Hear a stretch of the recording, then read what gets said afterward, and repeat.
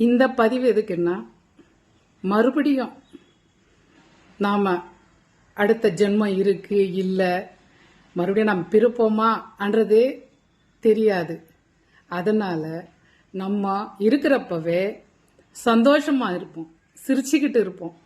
பிரச்சனை இல்லாதவங்க யாருமே இல்லை. சின்ன குழந்தைக்கும் பிரச்சனை இருக்குது, பெரியவங்களுக்கும் பிரச்சனை இருக்குது, ஏழைக்கும் பிரச்சனை இருக்குது, பணக்காரனுக்கும் பிரச்சனை இருக்குது. பிரச்சனை இல்லாதவங்க யாருமே இல்லை. அதனால பிரச்சனை இருக்குன்னு சொல்லிட்டு, வலி இருக்குன்னு சொல்லிட்டு கவலையாக உட்காந்துட்டு இருந்தால் எதுவுமே இருக்காதுல்ல. நடந்துருமா? நமக்கு ஏதாவது ஃபீல் பண்ணிட்டு உட்காந்துட்டு இருந்தோம்னு வச்சுங்க, நடக்காது இல்ல. என்ன நடக்கணும்னு இருக்கோ அதுதான் நடக்கும்.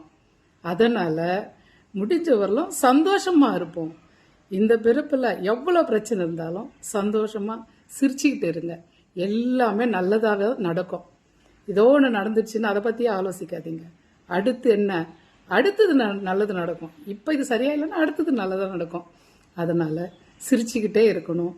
நம்மளை சுற்றி யாருன்னா சோகமாக இருந்தால் கூட அவங்கள கூட முடிஞ்ச வரலும் அவங்க சிரிக்கலைன்னாலும் நம்ம சொல்லி அவங்கள சிரிக்க வைப்போம். இது போல் செஞ்சு பாருங்களேன். உங்களுக்கு கூட மனசுக்கு ரொம்ப ஒரு சந்தோஷம் கிடைக்கும்.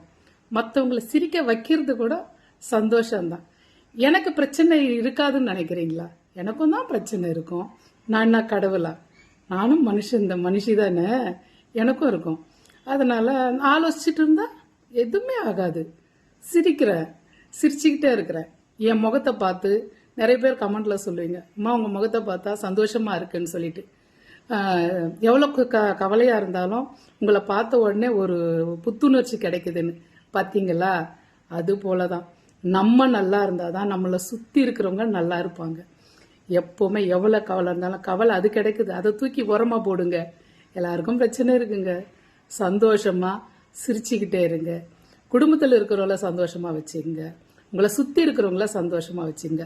அதுக்கு முதல்ல நீங்க சந்தோஷமா இருக்கணும். அதுக்காக தான் இந்த பதிவு. எப்பவும் சந்தோஷமா இருங்க.